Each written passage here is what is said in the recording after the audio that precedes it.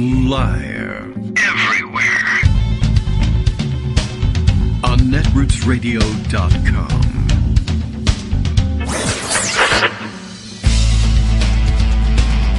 David Waldman. Kagro.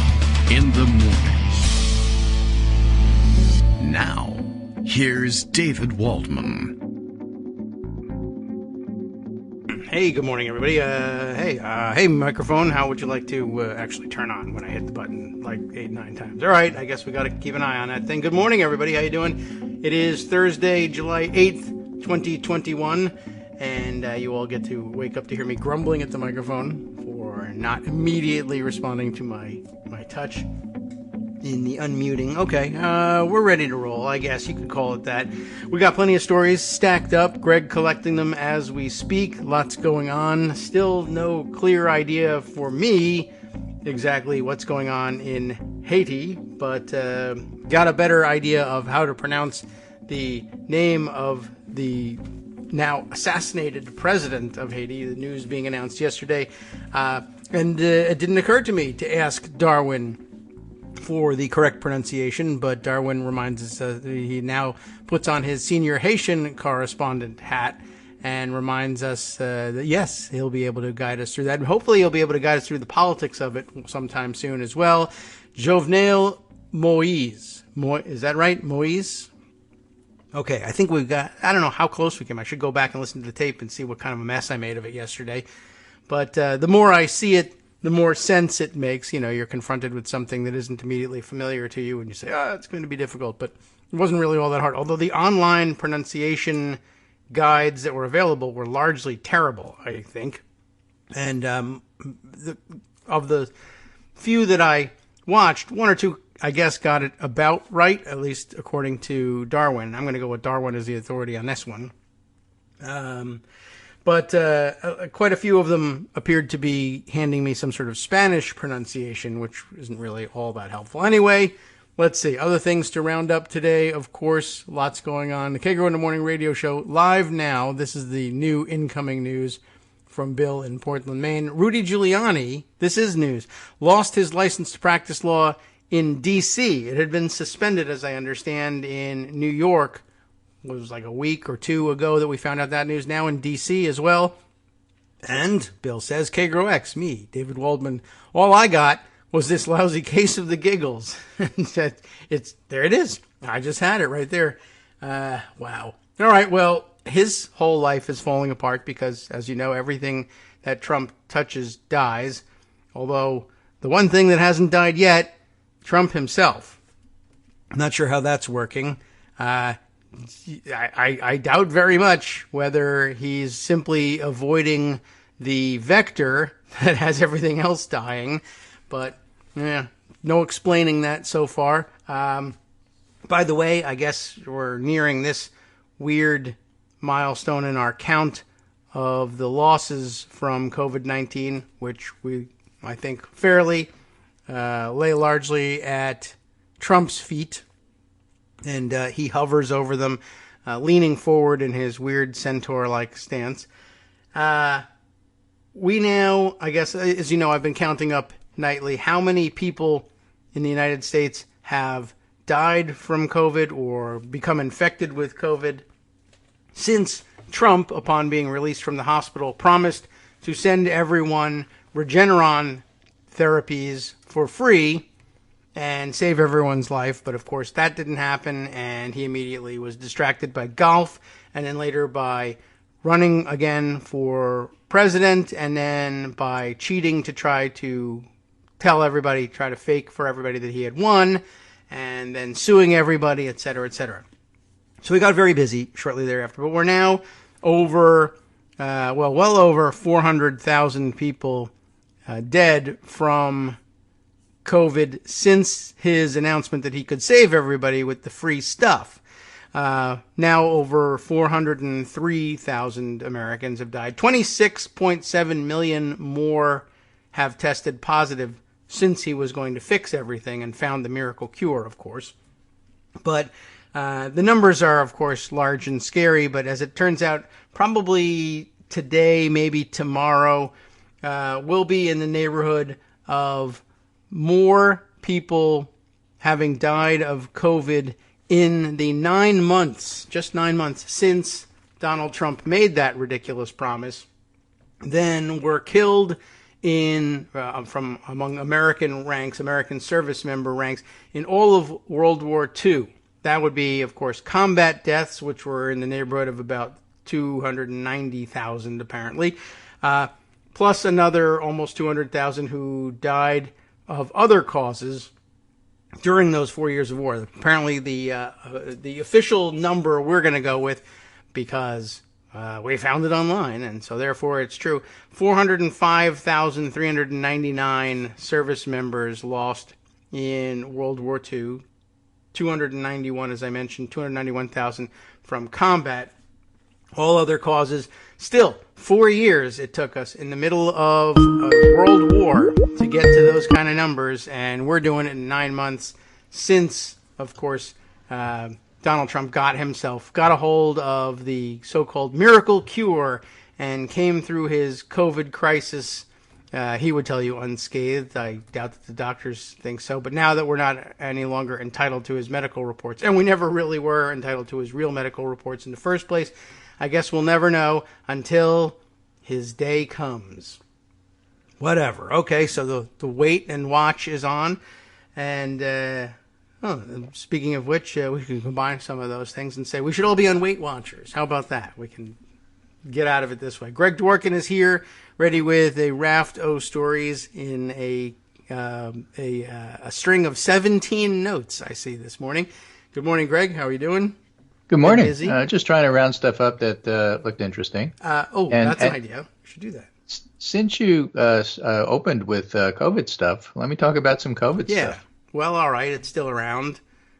Well, here is a study from Yale. This report of the study from Yale happens to be in Penn Live. But the COVID-19 vaccine rollout was fast enough to save nearly 300,000 people. That's nice. Study says the U.S. COVID-19 vaccination campaign prevented up to 279,000 deaths and 1.25 million hospitalizations, according to a study released Wednesday. The study from the Yale School of Public Health and the Commonwealth Fund studied the impact of vaccination from December 12th, 2020 through July 1st. Okay.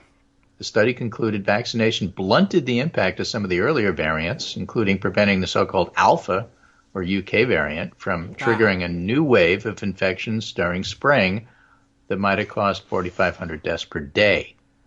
Wow. But millions remain unvaccinated, possibly paving the way for newer and more contagious variants. We're on the Delta variant now. Poobah. You know, there's Epsilon, Eta, Theta. There's a bunch there. Zeta, you know. We got a bunch crazy to go. Greeks, they had a whole alphabet. Yeah. I mean, I'm just quoting the alphabet, not the actual variants that are described, but Delta is certainly one, and Epsilon is around, although that seems to be fading a little bit. As of Tuesday, 67.1% of U.S. residents 18 or older had received at least one dose of COVID-19 vaccine, and 58.3% were fully vaccinated. Now, some states like Georgia are only 37, and other states are higher.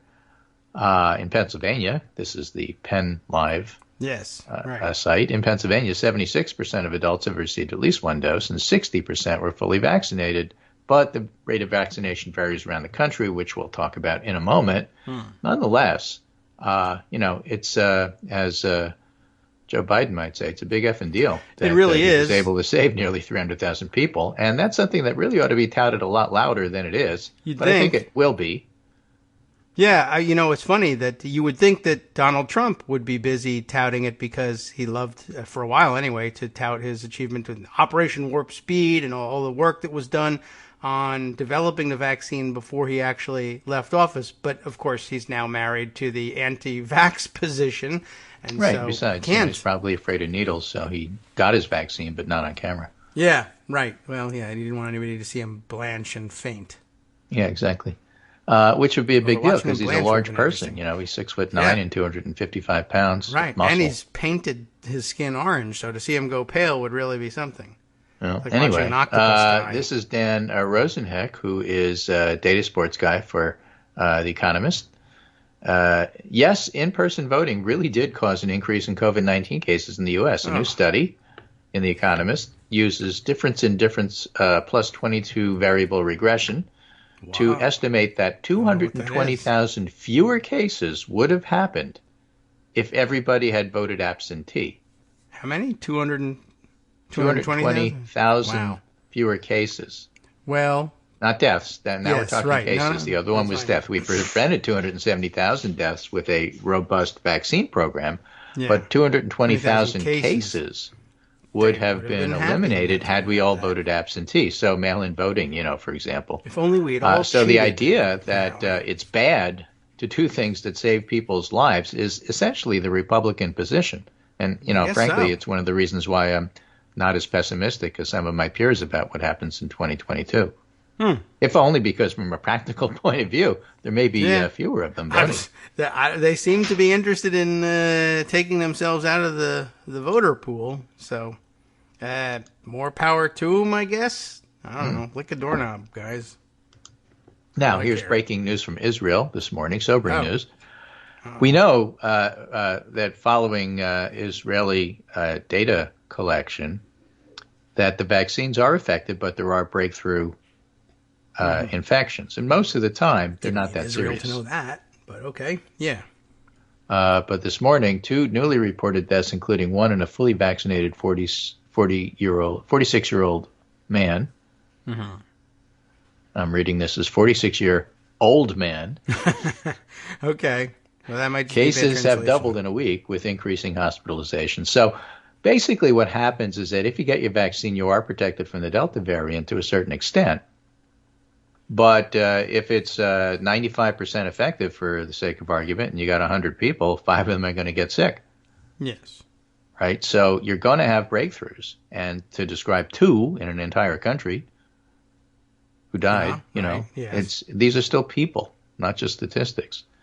And the weird thing about having 2 deaths or 5 deaths is that it's a small enough number to wrap your head around and say that's bad.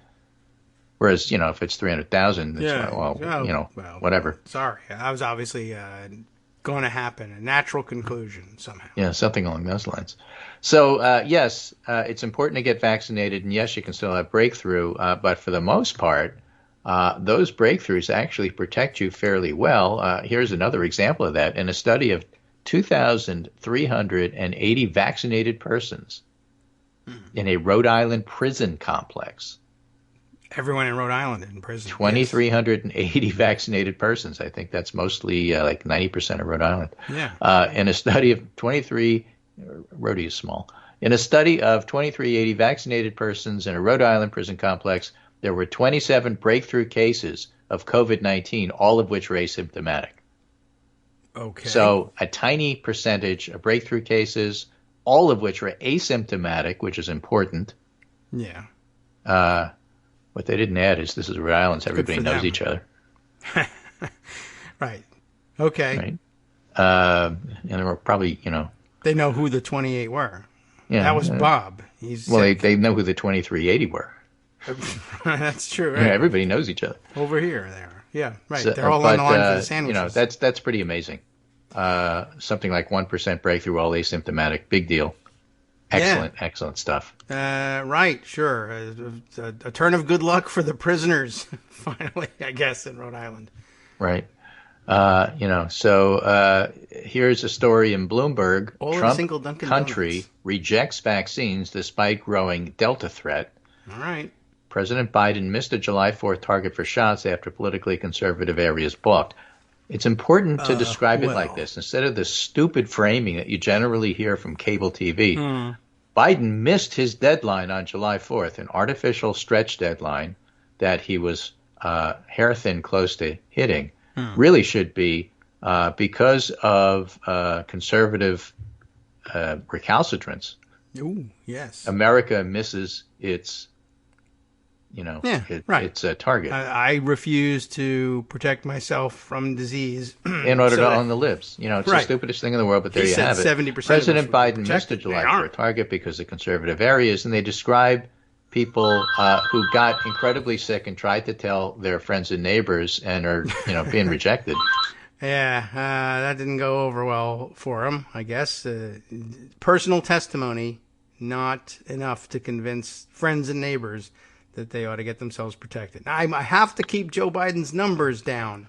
Yeah, exactly. I tell people all the time, you don't want to be me, one fellow said in an interview who wound up in the ICU. But where he lives, deep in Trump country, where doubts run strong about vaccines and the virus, his tale of a near-death experience is only occasionally enough to persuade acquaintances, even close family, to get their shots. Okay. Right? Biden set a goal of 70% of American adults to get at least one COVID shot by July 4th, a symbolic nod to Independence Day.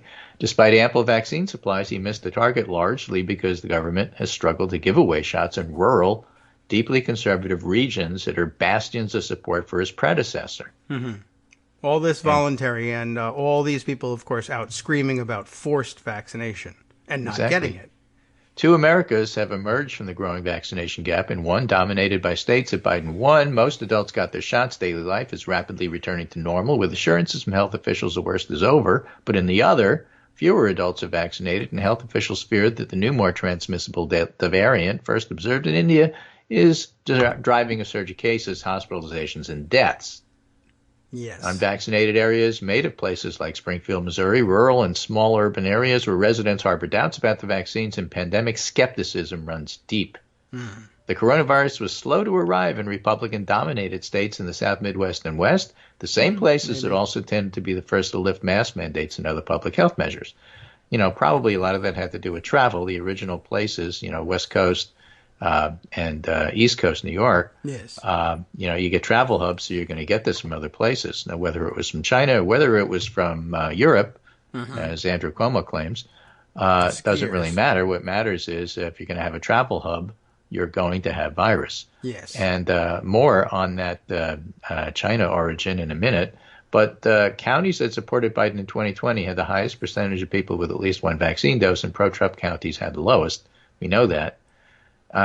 You know, the thing is, Southern Missouri is nowhere near Biden's goal of 70%. And even if it was, it might not be enough to stop Delta, said Steve Edwards, president and chief executive of Cox Health, which operates 6 hospitals in the region.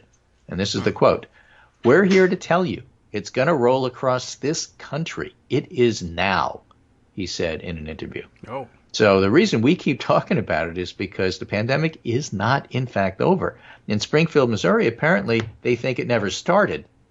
Really? But no, it's there. Now here's a, you know, again, remember what happened in Lake of the Ozarks last year. Right, but when you're talking about, you know, a large gathering like Lake of the Ozarks, or if you're talking about 300,000 or 500 or a million or whatever, you know, you lose sight. But when you talk about one or two, it's easier to hone in, and that's why these individual interviews are so helpful.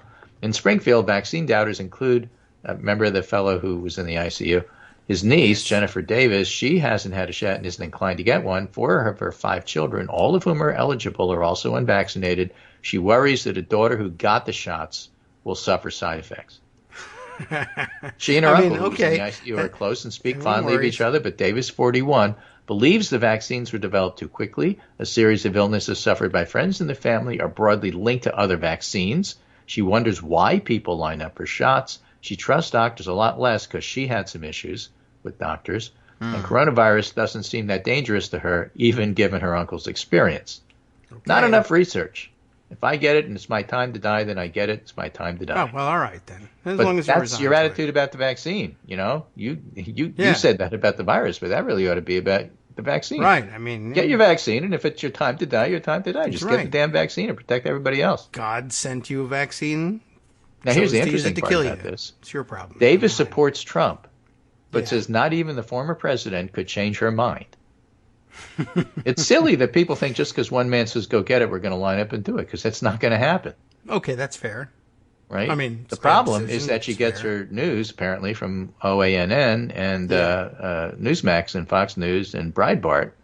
And as long as that's the case, and hears from her church that you don't have to do it, she's not going to change her mind. Yes. All right? If you really want to get these folks, people like her, who are incredibly resistant, probably nothing's going to help. But if you really want to get them, then, you know, look to see whether OANN is changing their mind and see if her pastor is. Well, networks can't catch COVID, so that won't change anything. And, of course, if the pastor gets it, the youth pastor will just take over and tell them not to get it. So, right. I don't know. Yeah, not likely to change her mind, I guess. But I mean, okay. some of the thinking so is like next time, that's all. Just you read this and you say, what? Like here's one of the lines she gives. There's other life-saving drugs that people need that they can't get because they can't afford it, like insulin. But they're begging people to take this vaccine. It doesn't make any sense.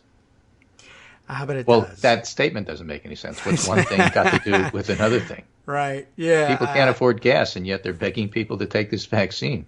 So how is that possible? Obviously, there's something wrong with the whole system. Yes. Right? Houses are expensive, and yet they're asking people to take this vaccine. Right. Well, she lost me. She just completely lost me on that one. I don't think I can help figure that one out for her. Sorry. I mean, okay. And so now people think, oh, well, it must be Biden's fault, right? There's a part of me in thinking through this. Are there folks who are still going back to the election results and saying, you know what, the current administration set a goal, so we're going to do our part to make sure they don't hit it? Said Craig McCoy, former paramedic who's president of Mercy Springfield Communities, where that fellow in the hospital wound up. Yeah. In Cox Hospitals. By the way, they'll take care of the rest of you, too. Don't worry about that. Right. Just but, this is like a no-win situation, right? If you don't make an aggressive approach to try to get people vaccinated, then you did it wrong. But if you did and other people say, well, because you're doing it, I'm not, that must be your fault, and therefore we're going to blame you anyway. Right. I saw you try to persuade me. Why did you do that? How dare you? It's your fault that I'm not going to do it. You made me not do it.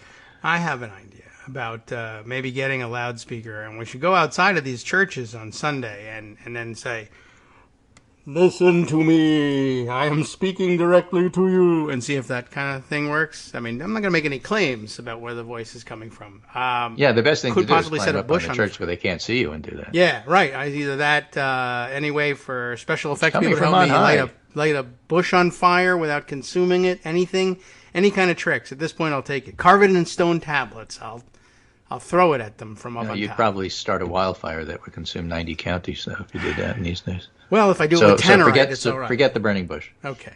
Yeah, right. It's a little dry out there. Christy Nome would like it, but no, can't do it. It wasn't me. It was a gender reveal party. Yeah. All right. Burned up all of California. So, It's a boy. Yeah. And I'm still telling you, I'm still too old to understand this gender reveal stuff anyway. But fact of the matter is places like Missouri are having incredible problems. And so talk about, well, just because you said yes, I say no, this is from the Missouri Independent. Surge response team arrives in Missouri amid COVID spike caused by the Delta variant. That thing which we were just talking about. Yeah, right. Governor Parson announced he'll oppose federal efforts to boost vaccination rates by going door to door. Jade Helm. Right. Yeah, we're not going to. It doesn't say why he opposes it. Well, it just says he's repeatedly stressed the availability of vaccines across the state and noted he and his wife have both received them, but he's touted a mantra of personal responsibility when it comes to whether residents should take a shot. Yeah, Missouri ranks 40th of the 50 states in vaccine delivery per capita. It says why. If you read, maybe it doesn't say why. I was looking, I'm like, there's probably a little letter in parentheses after his name, which is code for why he opposes it. But I don't even see it. I don't see the little R. No, don't even tell you he's a Republican. You'll have to figure it out for yourself, I guess. Well, that is interesting, too. Personal responsibility. Yes, I got the shot. Yes, people are coming here to offer the shot. I oppose that. Because something. We're going to be able to impeach Biden because he didn't make 70%. I don't know. The virus has been found in wastewater in the state's largest metros. Remember, that's one of the screening methods people use. Yeah, right. Not the one I like. But experts predict that with its rise, cases could double or triple in the next few weeks. That's what's to watch for in Missouri. It also contributed to a rapid deterioration of the state's healthcare infrastructure that's reminiscent of the worst peaks Missouri saw last fall. Hospital leaders in southwest Missouri issued urgent pleas on social media asking for respiratory therapists and traveling nurses to help come to their aid. Springfield, Missouri is struggling with surging COVID volumes. Cox has plenty of ventilators, PPE, but our heroic respiratory therapy staff, RT staff, that's not Russia Today, it's respiratory therapists, yes, need reinforcements. Cox Health President and CEO Steve Edwards wrote Tuesday, later adding, we would be so grateful. Really? Because you're By not grateful Thursday, for the over vaccine. 40 had reached out in response. People are good, but remember, these folks are exhausted. Yes. And then you're asking them to be even more exhausted. I'm asking for them to leave. Leave the state. Go to somewhere where they will appreciate you. I don't know. If Biden sent respiratory therapists, what would the governor say? Right. Spent the night looking for ventilators because we ran out. Eric Frederick, the chief administrative officer for Mercy Springfield, tweeted Sunday, 47 patients on vents. A lot of these are COVID, but not all. And while hospitals pull ICU nurses, respiratory therapists, and additional equipment from other areas of the state, Parsons told reporters Wednesday there should be no ventilator shortages, and anybody saying so is wrong. Okay. Call Jared Kushner. The state has a stockpile of ventilators, and when somebody says we're out of ventilators, there's more, I would say management problem than anything else. Okay, here's a stupid person. Let me explain to the stupid person who happens to be governor that when you have a pandemic, we've talked about this ad nauseum, there's three issues. Staff, space, and stuff. And stuff is the easy part. Yes, there are ventilators sitting over there. Who's going to operate them? That's why the health system there was begging for respiratory therapists. Oh, that's even going so far as to ask Russia Today, we need RTs. Yeah, well, No, don't take they the were Russian asking for ones. respiratory therapists, not Russia. They might be. But the point is, Russia, he's if an you're idiot. listening. Yeah. If you're listening, he's an idiot. And by the way, if you're listening, he'll probably take the respirators you have to send him, the exploding ones. I'm sure that'll be fantastic. Yeah, this is incredible. We have a short window to act, it says, and so, the governor's blowing it more after the break. No, I guess, I don't know. Is that news even at this point? I mean, it is, really, just to hear his name, I guess. It's been other governors up until now. They should have learned the first time. We had a year's experience with it and 500,000 people died, but whatever. Blah. Sup, fam? It's your boy Darwin, aka Darwin_Darko, aka the most reasonable man in America, aka KITM's senior black correspondent. You might remember me from such recordings as Spacemen vs. Space Cadets and We Need to Talk About Joe Biden. Today, I want to bring you good news about that thing you've been struggling with. Do you suffer from giving too much of a damn? Do you turn on the series of tubes and find yourself outraged at the particular way some news organization strung some sentences together only to realize, nope, this is not some fictional hellscape? Well, guess what? You no longer have to accept the life of giving too much of a damn. You can do something about it, because even you, yes you, can be a show contributor. Now I know what you're thinking. Hey, Mr. Most Reasonable Man in America, I'm not some professional podcast talking guy. Don't worry about it. Do you have a smartphone or some other electronic recording device? Well, that's all you need. You too can have a segment where you can read us an important article and give us your take. Read one of your own original essays, or even just give us your commentary on something you'd like to share that's important to you. Fair warning though, side effects may include general punditry, having opinions and hot takes, getting stuff off your chest, and hearing your own voice. If your recording lasts longer than 5 to 7 minutes, please consult kagrox@gmail.com. That's KAGROX@gmail.com. All right, welcome back now to the Kagro in the Morning Show here on Netroots Radio. We were in the middle of a pandemic when we took our break. Is it over? Not yet. All There's right. even more news. 2 minutes, not enough. Yes? There was a lot of coronavirus news today. So this is from Maggie Fox late last night, and I tweeted around some of the origins for this story. Maggie Fox is a long-time and very experienced health reporter who didn't just get on the beat yesterday. Oh. Coronavirus almost certainly came from an animal, not a lab leak, top scientists argue. Mm-hmm. Notice the phrasing there. They're not insisting they have proof. There isn't any proof. There's no more proof now than there ever was about lab leaks. No animal has confessed yet. Yes, exactly. The coronavirus pandemic almost certainly originated from an animal, probably at a wildlife market in China, and not from a laboratory leak. A group of virus experts said Wednesday, that would be yesterday. Theories about a lab leak are almost all based on coincidence, not hard evidence. The group of 20 top experts in the U.S., UK, Australia, New Zealand, and elsewhere said, notice the group there, it's not just Democrats in the U.S., they have been following discussions going all the way to the White House about the possibility of a lab origin of the virus and work together to analyze the evidence. I think you can make a pretty strong argument it didn't leak from a lab. Robert Gary, professor of microbiology and immunology at Tulane Medical School. Oh, well. And we know about Tulane, right? Yeah. Do we trust him? And one of the scientists who signed the paper told CNN. But that's not a reflection on individuals.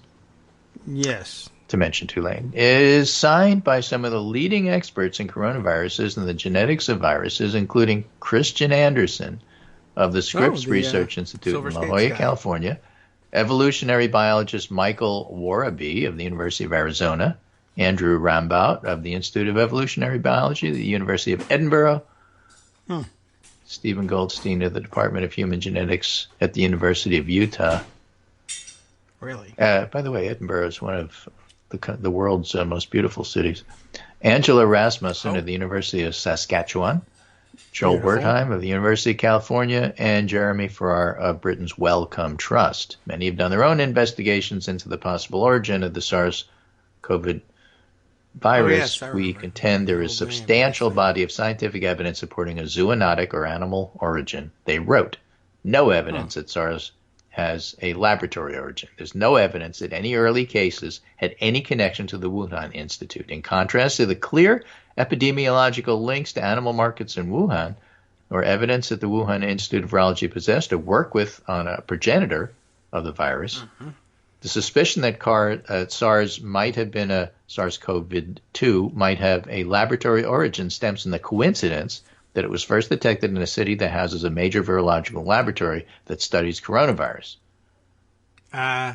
Yeah, I mean, I guess it's a coincidence. But it's not a surprise that a new virus might emerge in Wuhan. Wuhan is the largest city in central China with multiple animal markets, and it's a major hub for travel and commerce. Remember, we talked about travel and commerce being an issue and why West and East Coast America was first hit by the virus. Well connected to other areas both within China and internationally. The link to Wuhan, therefore, more likely reflects the fact that pathogens often require heavily populated areas to become established. Yes. Right. They also say it's extremely unlikely the lab was working on a virus of natural origin that accidentally leaked out. You have to have an unlikely set of circumstances in place for something like that to happen. If it were a person at the lab, how did it get to all the animal markets? There are other much more likely ways that the virus cut into the human population. Just like SARS-1, it happened the same way with SARS-2. What did get lost was some of the valuable evidence that disappeared when the animal markets in the area were cleared and sanitized. They shut down farms, they cleaned the animals out of the market, and samples from the Hunan seafood market, Huanan seafood market, and others did turn up evidence of the virus, but the animals that might have been infected and could have provided the deeded smoking gun were removed. Well, that's because they were in the middle of a pandemic. Yeah, right. I mean, not such a bad idea to get rid of those animals. Oh, that's a drill that they learned from bird flu. You have, bird flu in the birds, you clean out the market. That's just what you do. Yes, and as you mentioned, that having been the established origin of SARS-CoV-1, between that and the bird flu, well, I don't know. Isn't this really super unlikely? I don't know. It's happened twice with worldwide pandemics before. Oh, well, okay. I guess that means something then. And yeah, also, by the way, another factor that you need to have in order to circulate and pick up on a pathogen like that, you might, have a lab nearby that can tell you what's going on and can identify why everybody is sick very quickly too. If everyone, is catching ill in Ace Hardware in Paducah, it takes a little while longer to establish the facts. But I guess if you get sick in Atlanta, you might turn the results around a lot faster. So the reason I like Maggie Fox is she does tend to go a little deeper. WHO has been criticized for accepting evidence from China. Okay. Who? WHO, that's who. Right. Yes. And the administration of President Joe Biden has been taking another look at the origins, but it's not the first joint letter from scientists fed up with speculation. On Monday, in another letter to Lancet, this is the first a group of scientists called for reason and science in the investigation. Careful and transparent collection of scientific information is essential to understand how the virus is spread and to develop strategies to mitigate the ongoing impact of COVID-19, whether it occurred wholly within nature or might somehow have reached the community via an alternative route and prevent future pandemics. Allegations and conjecture are of no help, as they do not facilitate access to information and objective assessment of the pathway from bat virus to human pathogen that might help to prevent a future pandemic. That's what the scientists said. So, again, it's helpful to step back and look at the big picture here. What's happened is that the Trump administration, when they were in power at the time, decided they were going to weaponize and politicize this and blame China and got incredibly racist about it. And scientists recoiled from that. Simultaneously and parallel, there's always questions about whether research facilities are as stringent in their precautions as they claim to be. And any human who has seen Jurassic Park is not going to trust the scientists completely. Great, that's right. just the way of it, and that's fine. But the thing is, it's an unequal playing field. When one side says we have to be careful and consider all of the possibilities, including a lab leak, although I really don't see any evidence that that's what happened, and the other side says it's a lab leak, you're lying about it, and we can't trust you either. And that's the situation that we found ourselves in. And so now, if anybody goes back and says, well, lab leaks are possible because labs are sometimes sloppy, that immediately gets taken out of context. And, so, well, you're taking sides in the war on it. Well, no. There's no evidence that it's from the labs, but still, you got to be careful with labs. It's possible to have, those two thoughts at the same time. They don't contradict each other. No, and it's not the same thing as, for example, MAGA universe saying that it's okay for Trump to sue Facebook because, on the one hand, he was the government, and on the other hand, Facebook banning him is because the government said it was okay, and therefore we have to sue them because they're part of the government. But we're not suing Trump because, although he was the government, he's not part of the government. We're just suing Facebook. And if you can follow that logic, you'll understand what Trump suing Facebook and Google and Twitter is all about. If you add in the fact that 5 minutes after they announced the suits, they did fundraising off of it. Yes. Donald Trump's suits are generally ill-fitted. You see, the point there is, on, sometimes you have to have two ideas in your head at the same time, but they really ought not to completely contradict each other. They can be in parallel and fit with each other. Like there's evidence that this coronavirus came from nature, and that's happened before. By the way, we really have to be careful with lab leaks. Sure. And we don't have to trust China on everything they say, and they're not being transparent about it. We don't like that. But nonetheless, this still seems to be of natural origin. Those are conflicting thoughts that actually fit together fairly well in a coherent idea that transparency is best and just do it that way. And that's completely different than Trump world idea that, Trump is a dictator, but he's a weak one. Yes, okay. Some of these ideas are like, what are you talking about? What if a Vox journalist feels that maybe it's time to re-examine the dismissal of the lab leak idea just because it made sense at the time, and we now have to have a counterintuitive take on this thing? I guess that's how. People like these things spread. Takes. And Zeynep Tufekci has been very good about bringing up the fact that some of the things are not completely settled, and then when people said they were settled, that's bad, and you shouldn't say that, and that's what they said then, and I'm challenging the fact that they said it was settled, and it's not settled. And in fact, it isn't. But that's not the same thing as this proof that there's some other idea that's an even better one. Right. But it might be settled now, or at least more settled. So, okay. Well, lack of evidence is lack of evidence. And so this is one of those things we may never know, but it is unfair and completely wrong to say, now that we have more information, we can go back and revisit this and say, oh, well, this other theory has credence. It still doesn't. There's still no evidence for it.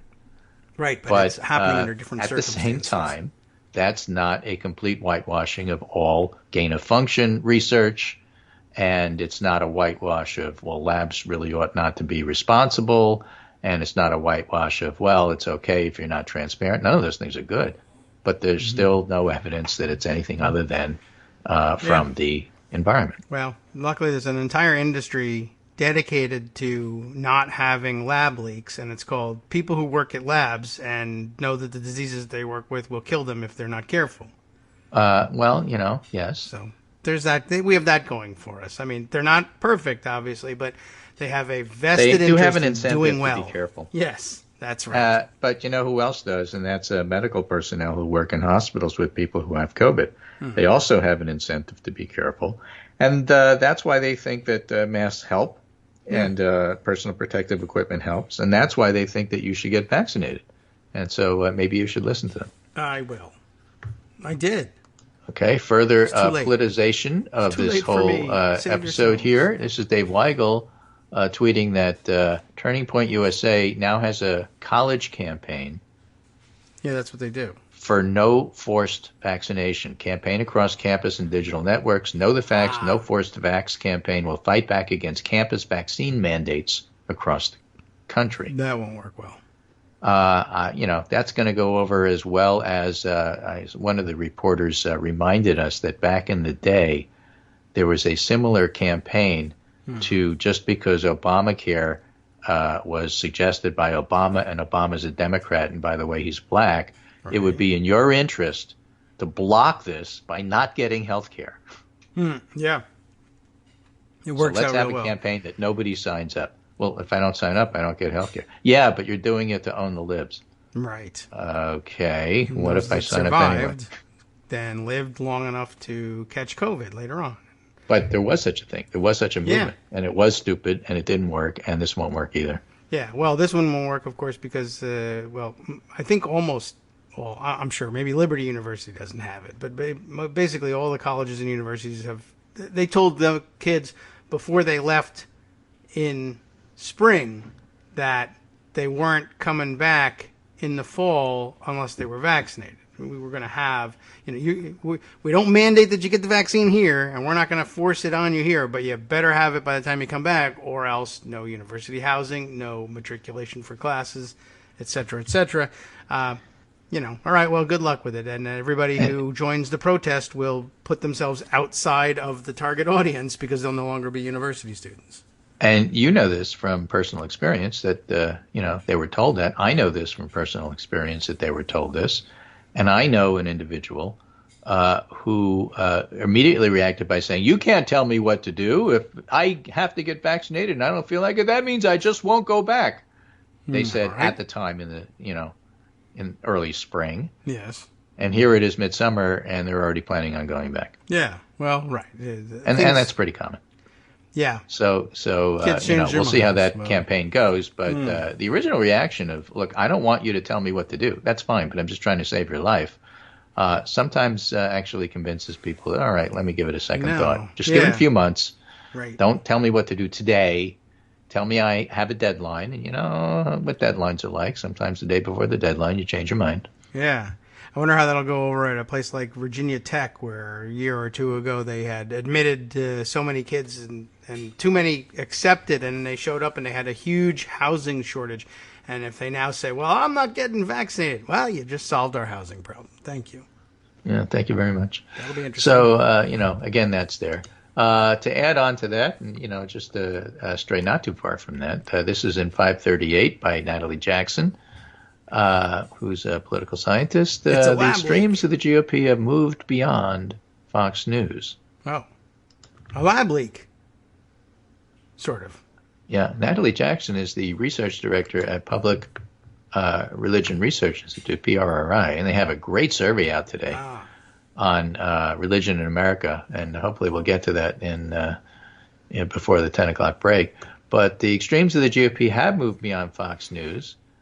OANN and Newsmax still make up just a small sliver of Americans' overall media diet, but Fox News has fallen in popularity among Republicans, with just 27% saying it's their go-to news source versus 40% last September. What's more, 7% of the Republicans listed a far-right news network they preferred instead, and that was right into other, as it was not provided as a choice, and only a handful did that in September 2020, which is what they're comparing it to. I see. Okay. So it's a small shift. Fox News is still king among Republicans, but the growing popularity of OANN and Newsmax is important. According to our research, Republicans' stances on certain issues might be better predicted by their television news habits than by whether they identify as conservative, moderate, or liberal. Sure. Republicans who got their news from OANN or Newsmax are generally more extreme in their beliefs around QAnon, in the refusal to get vaccinated, which is why I'm, bringing it in here. Right. And meanwhile, Fox News Republicans were often more in line with Republicans who got their news from other mainstream outlets. And considering Fox News Republicans were once touted as the Republicans with the most extreme views, this signals a real change in the conservative media landscape and suggests that media habits are as important for understanding Republican voters as ideology. Which is true. I don't really care what Republicans label themselves as in terms of moderate or conservative. If you say I'm a Republican moderate who believes in QAnon and won't get vaccinated, that's what I need to know. Yeah, okay, that's true. I have not met one of those yet, but they're there. I don't know why you wouldn't say so. I'm not as extreme as those extremists. I just happen to know for a fact, because I read Facebook, that QAnon's real. I guess that's eventually going to happen. And I guess it's fair to start describing them as moderates. Maybe they are. They occupy the mainstream of the party anyway. Some of the more substantial daylight we observed between Fox News Republicans and far-right news Republicans was on the belief around conspiracy theories, especially the core belief of QAnon. Overall, 23% of Republicans mostly or completely agree with the core QAnon tenet that the government, media, and financial worlds in the U.S. are controlled by a group of Satan-worshipping pedophiles who run a global child sex trafficking operation. Well, that's the core of QAnon.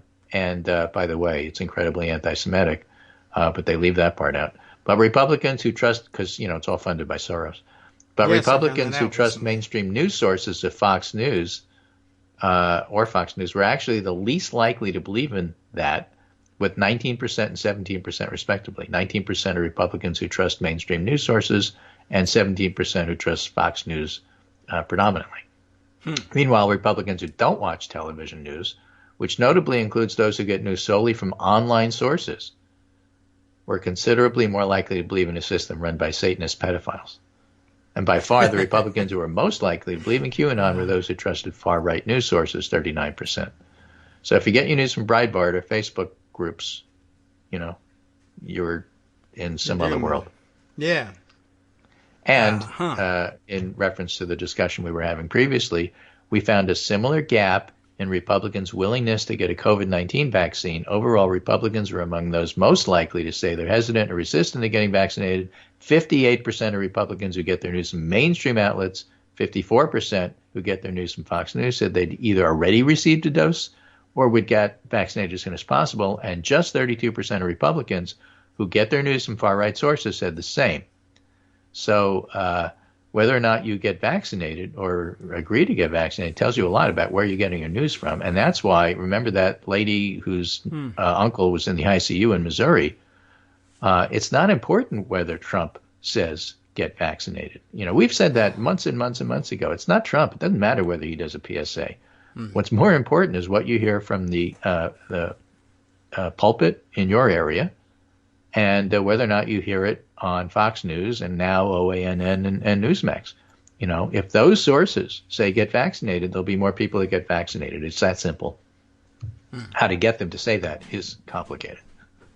Yeah, that is. But it's one of the reasons why people like Peter Hotez, who's a doc from Texas who's been trying to get people vaccinated, goes on Fox News all the time. Why are you going on Fox News? Because you're trying to reach these people. That's why. Yeah. Well, I guess it's working, or something. I mean, the Fox News people are slightly more likely to have gotten their vaccination. That could be it. I don't know. Yeah, and he is the one person who might be responsible for that. Yeah, I mean, again, we can't tell for sure, but I guess it isn't hurting anything. But I guess I'm curious about the 2% of people who get their news from Newsmax and OAN and online sources, but get vaccinated anyway. I'm just kind of curious about that. I like to watch the news with them and see them sit there and go, oh, that's crazy. Oh, but that one there, that is crazy. Probably strictly a function of age. Oh, yeah. Because if you break it down by age groups, those over 65, I think we talked about yesterday, get vaccinated no matter what. Yeah. It's the kids. Yeah, right? So don't give me this boomer stuff. Be. The boomers are doing all right here. Maybe. Yeah, and when you mentioned that yesterday, I thought that it might be a function of the speed of the Kids, rollout by the way, of is the vaccine. anybody under 65. Right. Don't trust any kids under 65. You 62-year-old kid, get off my lawn. But yeah, when they first rolled the vaccine out, of course, it was a huge priority, and it was, age restricted at first, and we hadn't had time to develop a big anti-vax pushback, and it was out there, and everybody was just like, fantastic.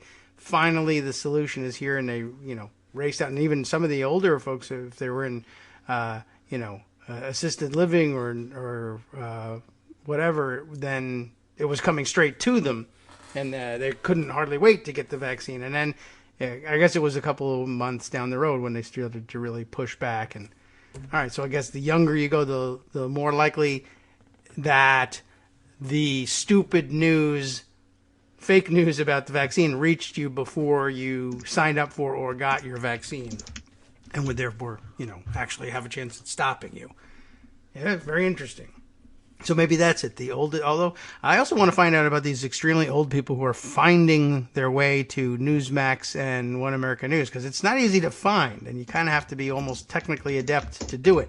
You can't use your old TV where you turn the dial by hand to get OAN. You got to use one of those remotes that you push the buttons all the time and things start blinking 12. I thought they couldn't do that. I'm curious who's So, bottom line, they also looked at how central the big lie and baseless allegations of election fraud are to Republicans' political identity. While media diets explain some differences Republicans have, they're pretty much united about that. There's still an overlap between those who trust far-right news outlets versus Fox News, especially where Trump's concerned. That said, we did find differences in how strongly Republicans believe the election had been stolen. 46% of Fox News Republicans completely agree that the election was stolen. Oh, sure. But among far-right news Republicans, 74% completely agreed. Yes, all right, that's to be expected as well. Among far-right news the kind of thing Republicans, I'm talking 74 completely agreed, and 22% mostly agreed. That's 96% there.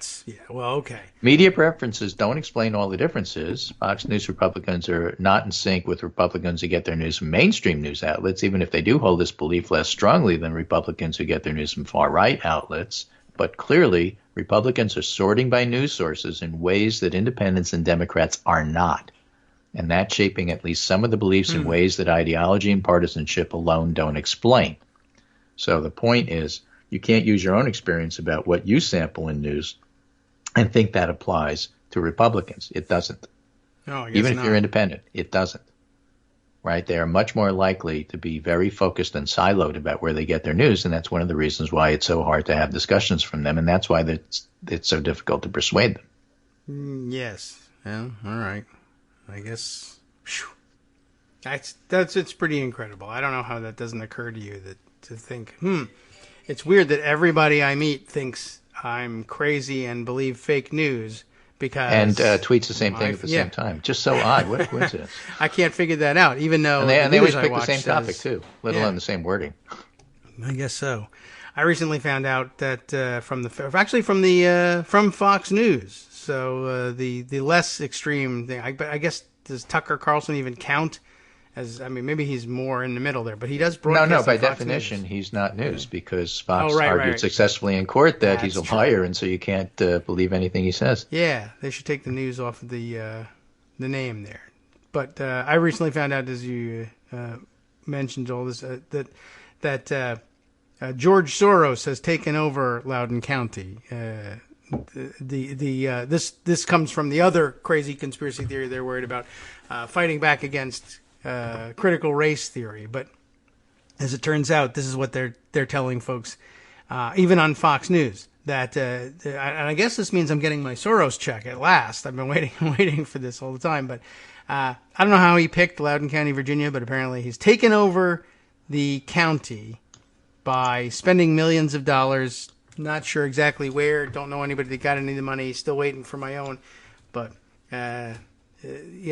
Fox News not by any means really off the hook on the fake news, teaching your people to be idiots rap. Let's say that. Even if the older cohort there still got their shots. I don't know. Just a weird side note. before we get carried away with the idea that Fox might not be the worst of the. This is from the PRRI American Religious Identity Survey that just came out this morning by county. And Loudoun County, Virginia is 41% white Christian.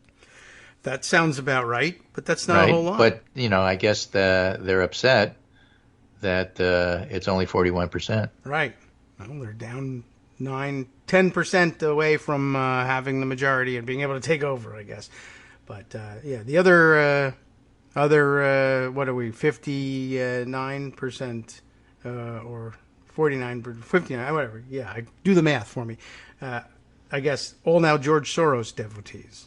Loudoun County, Virginia is only 12% white evangelicals. Okay. Right? Yeah, I guess. Just I'll talk to him about that. Right?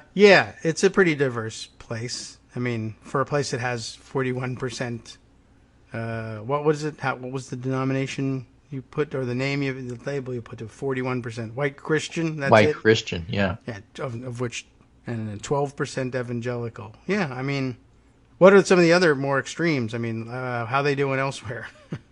Well, just also so you know, Loudoun County is 2% Jewish. Okay, right. So if George Soros lives there, and I don't know that he does. Now it's 3% Jewish, right? It's not a particularly high percentage. So if you're going to blame somebody, I suppose you should blame that. Loudoun County He's just not paying the Jews, that's let's all. see what we have here. Virginia. That's us. I'm looking up a Muslim. We have those too in Loudoun County. They're right you have here them next too. door. Yes, we do. We have a large 2% Muslims. So there you go. Jews and Muslims equal. Yes, perfect. Now the thing is, they have this index that they use. That how diverse are you? And if all of the different religions were equal. Yes. Not just denominations too. You'd have an index of 1. All right. And if everybody is white evangelical, for example, you'd have an index of 0. Okay. So 1 means equal to everybody, and 0 means that you only have one group in your area. And Loudoun County has a religious diversity score of 0.82. Oh, which is pretty high. Yeah. The highest in the country is Brooklyn and Queens in New York, and it's 0.89. Oh, okay. So pretty good. My own county, Fairfield County here in Connecticut, is similarly something like 0.83 or so. Look out for George So Soros. you have a very diverse area. And not that many Jews, and so if they want to blame it on Soros, the data is pretty weird. Well, yeah, that's true. But I'll ask them if they wanted to work with data. I'll call Fox News and say, if you're interested in facts and data, we've got something. We have it. All right, take care, and I'll talk to you on Monday. And all right. Maybe we'll have some more data to share with you. Yeah. All right, I'll call Fox News and let them know. Thanks, Greg. Take care.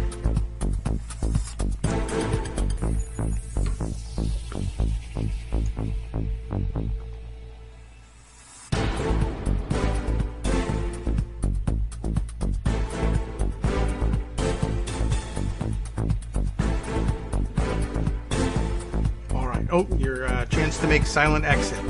Oh, good. Well, I'm going to take it. I'm just sending you the last 2 things that I never got to. The Katie Hobbs story about asking Arizona to take on Trump.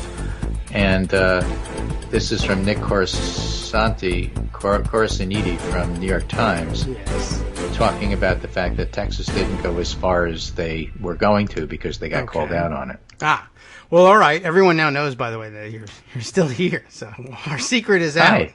Everybody's so we were talking about some things we might talk what? about that we didn't have time for. for. If there's something you want to sneak in before you go, so I'm going to sneak sneak this in before I go. Last night, Texas House Republicans filed a new elections bill. This has been of interest to a lot of us. Yes. It bans 24-hour and drive-through voting. It adds new ID for absentee voting. It limits third-party ballot collection, empowers partisan poll watchers, and has harsher penalties on election officials. But it does not include limits on Sunday voting. It does not include a provision to make it easier to overturn an election. 2 of the more controversial provisions from the previous iteration. This from Nick Cora Siniti from the New York Times, so I think that's of note. And on stealing elections, Secretary of State Katie Hobbs is asking the Attorney General, Mark Brnovich, the fellow who was the center of the recent Supreme Court case, to investigate possible election interference by Donald Trump and allies. Possible? Okay. Hobbs said some of the communications involve clear efforts to induce supervisors to refuse to comply with their duties, which could violate Arizona law. Remember, there's an investigation in Georgia over something similar.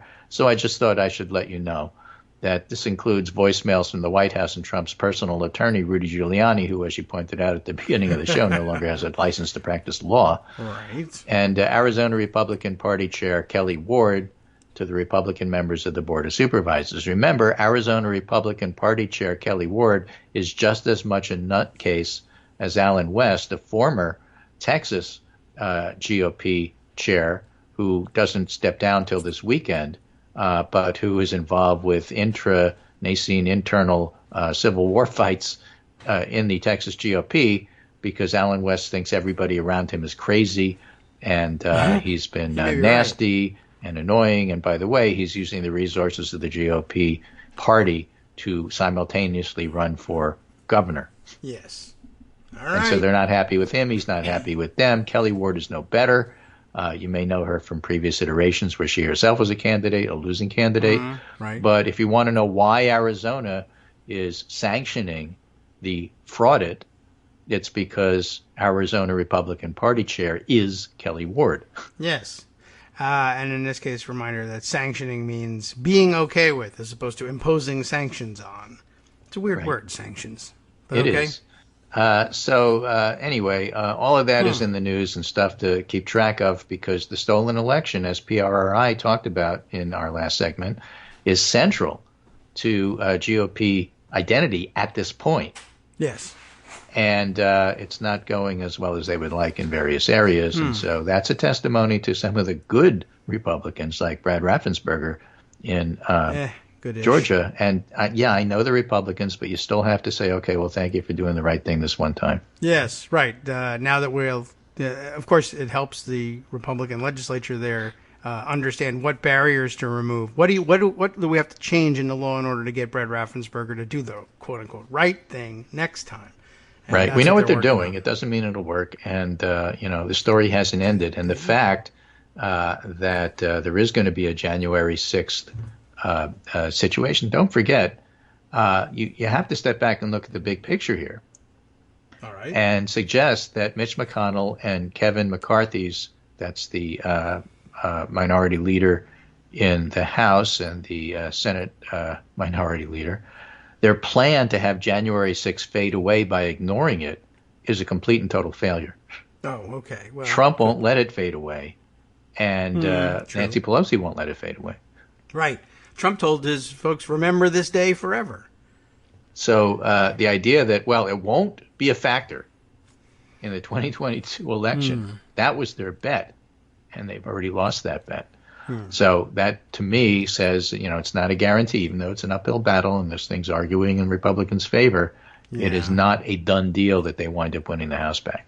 That's less so true. the Senate. Yeah. I guess the thing to look for now that it's we're almost halfway there and they realize they can't make it fade away is the shift to, well, actually, it was a good thing, and we may be able to run on that instead. Well, we'll see what happens, but part of the way you're going to follow that is to see who Kevin McCarthy puts on the January 6th commissioner, at least who we suggest, because it has to go through Nancy Pelosi, and she gets the final say-so. But it's not going to be Marjorie Taylor Greene. It's not going to be Matt Gaetz. Whether or not it's Jim Jordan remains to be seen. Jim Jordan's a personal favorite of all of them. They always want him on those committees, but Pelosi has to say yes for that. So the point is they're going to be doing some serious investigative work, and the serious people, whoever's left in the Republican Party outside of Liz Cheney, don't want to have anything to do with it because they know it's going to be bad for them. That's the point. They know it's going to be bad for them. And what that means is it's going to be bad for them. I guess. So I wouldn't just dismiss it and say, well, that's not going to have any effect on 2022 because my predetermined decision on what history means is really going to decide what happens in 2022. Well, I don't think that's right either. Why don't you just wait and see how it develops because it ain't over. What an odd thing that would be. I mean, I wonder if it would make sense to people. Would they catch on if we said something, okay, so we have the January 6th committee established, and they move to put Jim Jordan on it, and even if it works, and then Pelosi says, all right, you want to put Jim Jordan on it, that's fine. I'm just curious whether it would occur to anybody, geez, what's weird is every time there's an investigation that the Republicans need derailed. I know you love this guy and you're a big fan of his, but is there nobody else in Congress? They keep putting this guy every time they have a troublesome investigation. Oh my God, we got to switch Jim Jordan's committees and put him on whatever is getting attention now, because there's no other Republican capable of either putting up a real argument, which isn't happening with Jim Jordan, or just yelling loud enough at the camera like Jim Jordan does. And I don't know. I mean, I guess that's that's the question you have to ask. Do you not have a deep bench, or is this simply not a good faith effort to actually find out what happened? I guess that it could be either or both. But yeah, I find that fascinating that Republicans aren't frustrated with how come there's not another person somewhere. We're tired of. I mean, he was on the the funny one. Thing is, when you hear some of their objections to the January 6th committee, the commission got refused. Right. But the select committee will be going forward. I have to get my language straight here. I always confuse caucus and conference. But this is a committee, not commission. Right. And one of the big objections that Republicans have to the Democratic committee is they have a lot of people on there who were impeachment managers. Yes. Well, that's true too. But think about it. What's the objection there? God damn it, they're competent and they did a good job. As opposed to Jim Jordan, who's there because he did a bad job. Yeah. I guess that's true. Although, they would probably point to that in retaliation too. And say, well, we have to go up against an all-star team. And what do we got? We got Jim Jordan. I guess that's not fair. Why should we participate? Yeah. Well, I guess that could cut both ways. And then they say, well, every one of these committees is essentially about attacking Donald Trump. So the best defender we have of Donald Trump has to be put on each of these committees. It is interesting, though, how often. But it's about to find out what happens. Well, that's what I said, attacking Donald Trump. Right. Oh, yes. I know, right. Byron York was gabbing about that yesterday, saying that the real purpose of this committee, the priorities of this committee are getting Trump and getting Trump and getting Trump. He had other wording for it, but it was all about getting Trump. It's like, well, he's the one. It's an investigation into his crimes against the United States of America. Yeah. If you listen to Marcy Wheeler and read some of her stuff, or any of the reporters who have been covering the people who have been indicted, a lot of them in their defense are saying, "But Trump told me to do this." Yeah. I mean, that's well, then maybe we should investigate that's pretty obvious. Well, you can't do that. That would point to Donald Trump, obviously political. It's know. Because of what these guys said in court under oath. Yeah. Right. I mean, this is just the way we do things with crimes in America. Somebody says who did it, and we investigate. But you can't do that. You'll get to the bottom of it. Yeah, that'll happen. And even whether you analogize the inquiry to criminal law or just simply talk about it as politics, that's the way politics works too. You do something that's dangerous and highly unpopular, and then the other side says, did you know that the other side did this thing that's dangerous and highly unpopular? You should vote for us instead of them. That's kind of an expected outcome in politics. It's the way it's supposed to work. And if you think it works like a criminal trial, it's the way those work too. Sorry. If you don't like it, don't sponsor insurgencies. I guess. Yeah, so I'm sorry to take away from the second half of your show. I am pleased. But I just thought these were of interest. I think so, too, especially the Texas outcome. I thought that was very interesting that they jettisoned the really troublesome, difficult ones. And I guess they think they can get away with that because they're Texas. They jettisoned the really difficult ones and their chairman. Yeah, that too. And don't think for a minute that wasn't related. Don't forget. Remember when it was discovered that some of the stuff was in there? You remember what the complaint was? I don't know how this stuff got in here. What happened? Where'd that What come happened? from? Well, Alan West got a hold of it. That's what happened. Ah, okay. So, yeah, that was... Hey, do I have any proof wise of that? of Is them. that a conspiracy theory? Absolutely. But it would You be bet. responsible not to speculate. Yeah.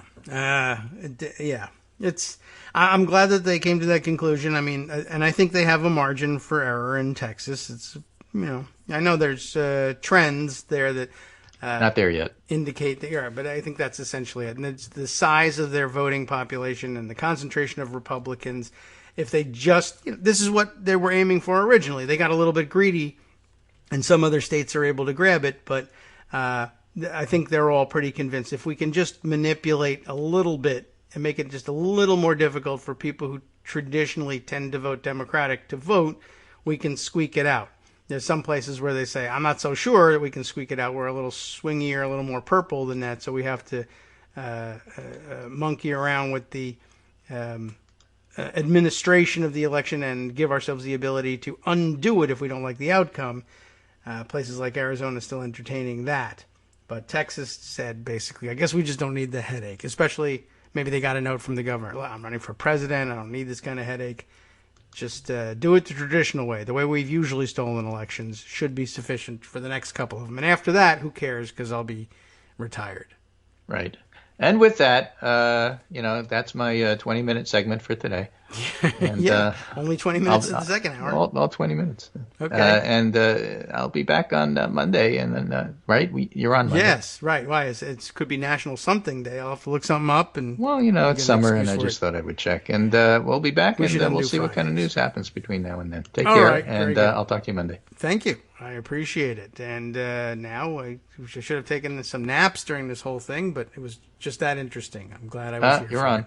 Okay. Thanks very much. And now we'll go forward and check out what's been waiting in pocket. Although we hit a lot of it because, we're similar people. We tend to pick out the same kinds of stories. Speaking of Alan West getting himself in hot water, I guess. Could you say that? There in Texas, I picked up on this headline from The Hill, which I know every day I think to myself, I wish I was not so susceptible to their marketing, because it's just, ultimately, it's just not a good source. It's just not a good paper. But they do touch on all these interesting subjects. They promote the right kinds of material in terms of stories to read about. I think, we're pretty health-focused here. And I like the fact, of course, that they do link back to the original sources of some of this reporting, so I can check in with them too. But this headline I thought was important. And occasionally they do provide perfectly fine, reasonable coverage and entry points anyway for the discussion. Trump-allied GOP chairs, that's plural, turn on fellow Republicans. And of course, the other end of the story, the other side of the same coin, I guess, is that we learn in Texas occasionally, GOP party rank and file or elected officials inside some of these states sometimes turn on those GOP chairs as well. But we read yesterday the story of what was going on in Oklahoma and the state party chair there hitching his wagon to Trump and turning against Jim Lankford in his re-election bid for the Senate. And I guess it's a more widespread issue than just Oklahoma. At least that's what's hinted at here in this headline. Reed Wilson is the byline on the piece. State Republican Party chairs who have bought into former President Trump's lies of widespread election malfeasance, I like the strong lead here, are turning their fire on fellow Republicans who have acknowledged the reality of Trump's defeat, in a turn that has longtime party leaders and strategists worried about the future of the conservative coalition. For most of modern political history, this is a sweeping pronouncement, for most of modern political history, a state party chair's role has been confined to raising money and building an organization that can contact voters and elect candidates. Their job is much more often to promote those who win primaries than to wade in on behalf of a specific contender during those primaries. But in the age of Trump, some party leaders are as eager to talk about the perceived turncoats within their own ranks as they are to go after the opposition party. By the way, some of what is happening here, I think, was hinted at by Greg. This next paragraph helps lay the foundation for that. In Arizona, State Republican Party Chair Kelly Ward, who you'll remember from just a few minutes ago, Greg reminded you might remember her name because she was a candidate herself at some point in the past, a failed candidate, and then needing something else to do, found herself in the race for state party chair, got that thing there is to do, and this happens, I think, with increasing frequency. It's not an uncommon occurrence for a failed candidate to then, look for somewhere for a soft landing, and state party chair is the place. But when they come straight out of, Trump land and Trump influenced electoral politics and then land as party chair, they really haven't, if they never came up through the party ranks per se, they won't have learned the ropes, and so therefore the norms don't work with them. They don't apply with them, and of course that makes them feel like, I'm a maverick, I don't conform to the norms. But so that's the excuse they have for breaking all the rules. But like it is, as was the case, I guess, with a lot of Republicans who ascended to seats in the Senate from the more radical House, particularly those who may have learned the ropes under Newt Gingrich or any of his successors, and then they move into the Senate and they bring the House partisan sensibilities with them and never shed them, as opposed to, say, very often more moderate members, whether Republicans or Democrats, tend to arrive at the Senate from, pretty much direct from the governor's mansion in their states. They bring a very different sensibility of how to conduct themselves, how to behave in the Senate than do promoted House members. There are plenty of promoted House member Democrats, of course, but it seems to me that the trend is, well, for one thing, it seems to me more frequently the case that Republicans who move from the House to the Senate do so more rapidly and are not often long-time Republican legislators by the time they, at least on the federal level, by the time they move into the Senate, whereas Democrats, it's not that they tend to wait longer to run, it's just that circumstances in their states are such that their senators often tend to stay in place for a long time, and they end up having to, quote-unquote, wait their turn to run for the Senate.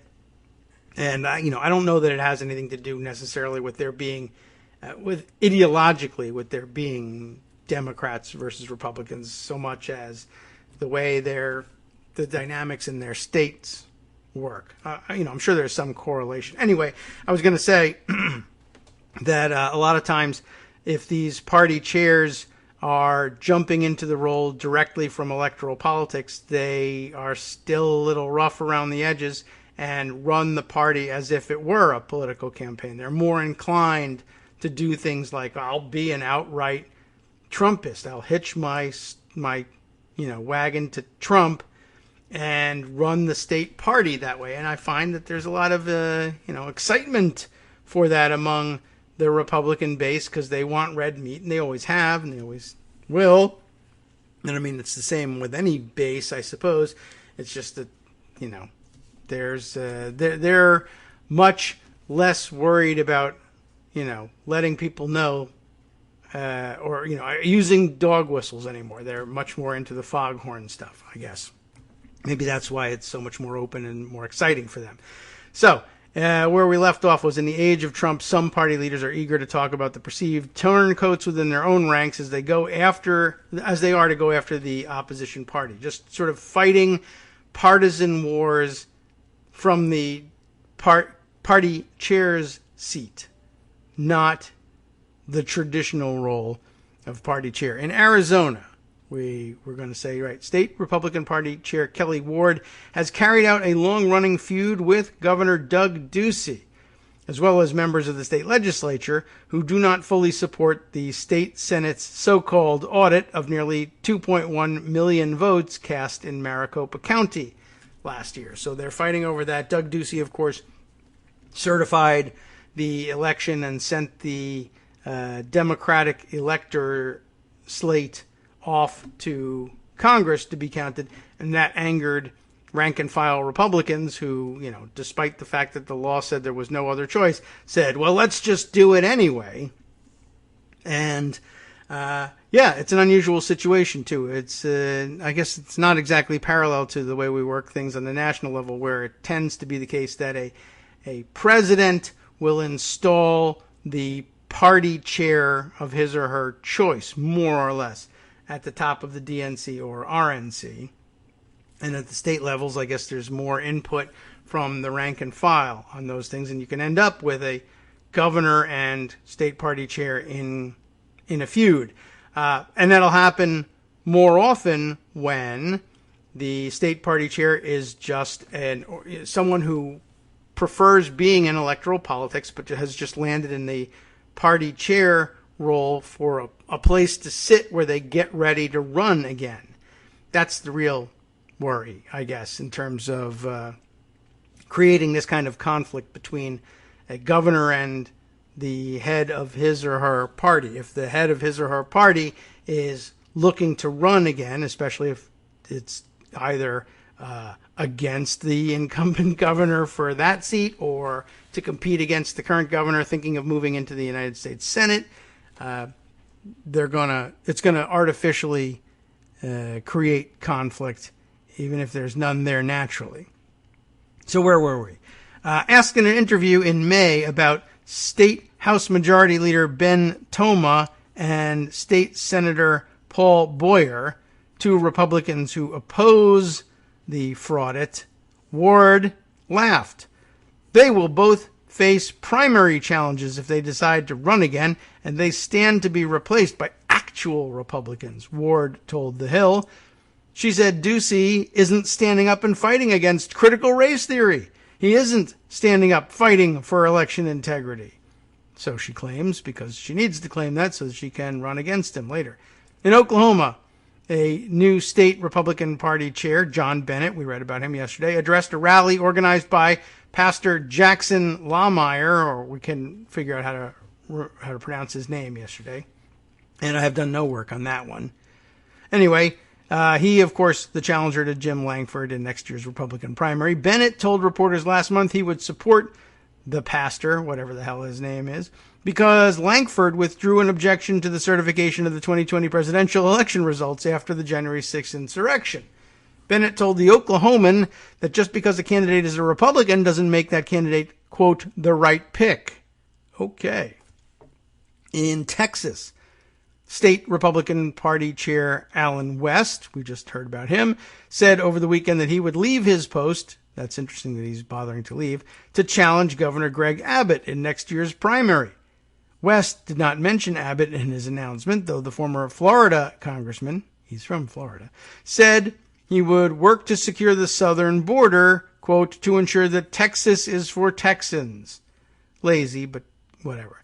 And several state Republican parties from Ohio to North Carolina to Michigan and Washington have voted to censure or otherwise rebuke the Republican members of Congress who voted to impeach or convict Trump for his role in the January 6th insurrection, even though they were correct. The new agitators, all elected to their posts after Trump won the White House, are a reflection of the priorities of a Republican base that is interested more in fealty to the deposed president than in standard conservative doctrine. State party chairs are elected by the grassroots. They are not accountable to the elected officials. They are accountable to the grassroots. And if they don't do what the grassroots want them to do, they won't be chair for very long, said Chris Vance, a former chairman of the Washington State Republican Party, who became an independent shortly after Trump won election. Today's base of the Republican Party is, are you loyal to Trump? This activism of Trumpist state party chairs is driven by the same thing that's driving the entire party. Even some Trump-backing Republicans see a danger in the internal warfare now consuming key state parties, while Lankford is unlikely to lose in a state where no Democrat has carried even a single county in a presidential race since Al Gore in 2000. The Arizona legislature is in Republican hands by the slimmest of margins, and Democrats harbor hopes of competing in Texas in the near future. When Republican chairmen take their eye off the ball from building the party, raising money, and ensuring a party machine infrastructure to elect more Republicans, then I think it's a mistake and misguided, said Saul Anuzis. We've heard his name before. He's a former Michigan Republican Party chairman who backed Trump's re-election. The idea of taking on the likes of Governor Abbott or Senator Lankford or other conservative mainstream Republicans is a huge waste of resources and time. But why isn't he still chair in Michigan, you might ask? The Republican Party today is much more, how shall we say, homogeneous or homogenous? What do people like in terms of the pronunciation there? Than it was in the decades past. We'll get past that and just move on to the concept. Where conservative Southerners and libertarian Westerners formed coalitions with more liberal Northeasterners in the mold of Nelson Rockefeller, just as the Democratic Party is less heterogeneous than its past coalition of conservative Southerners and moderate and liberal Northerners. But to maintain a winning coalition, Anuzis said Republicans had to continue the marriage of Trump's most ardent backers and those who want to move past a defeated former leader. Maybe that's not all that easy to do. If we are to win with a governing majority, we need a party that can grow and accept traditional Republicans. Those part of the three-legged stool coalition of defense, social issues, and economic conservatives, as well as the new MAGA voters and Tea Party activists of late, he said. Our goal should be to grow the party, win elections, ultimately elect a governing majority that can legislate policy. Ha! Well, that ain't happening, so I guess you'll take what you can get. Hi, it's me, David Waldman, your host for Kagro in the Morning. I have good news to report. Many more listeners like you are making critical contributions that keep our show on the air.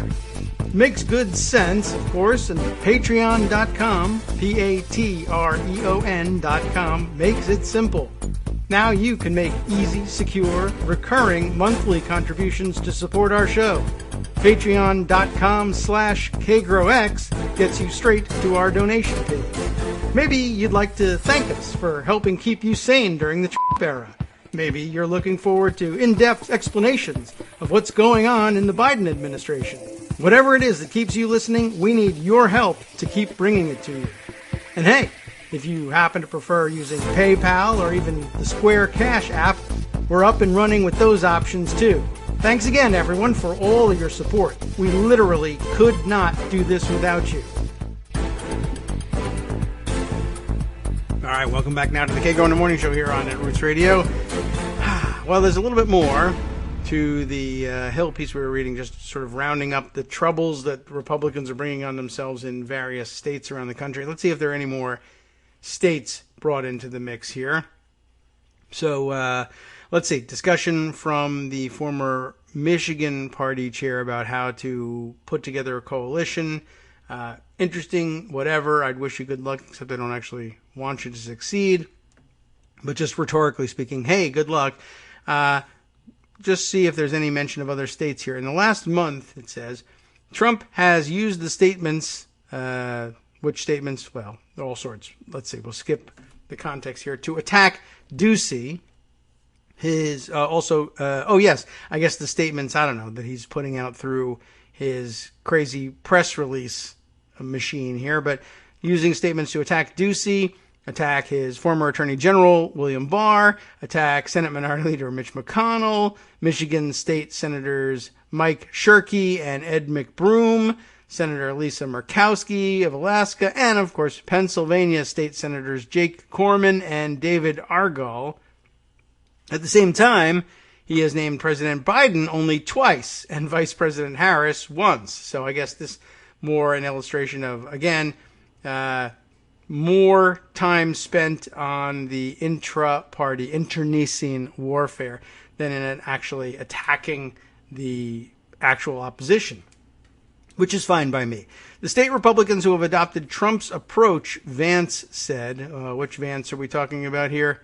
I don't know. I skipped that part. Let me see if I can scroll back and figure out which Vance, because there's a couple of important Vances out there, and probably some unimportant ones too, and I want to figure out which one this is. Where did we miss the introduction of Vance? I'm scrolling, but I'm back to where we read. Yes, Chris Vance. Okay, former chair of the Washington State Republican Party, the guy who became independent after Trump won.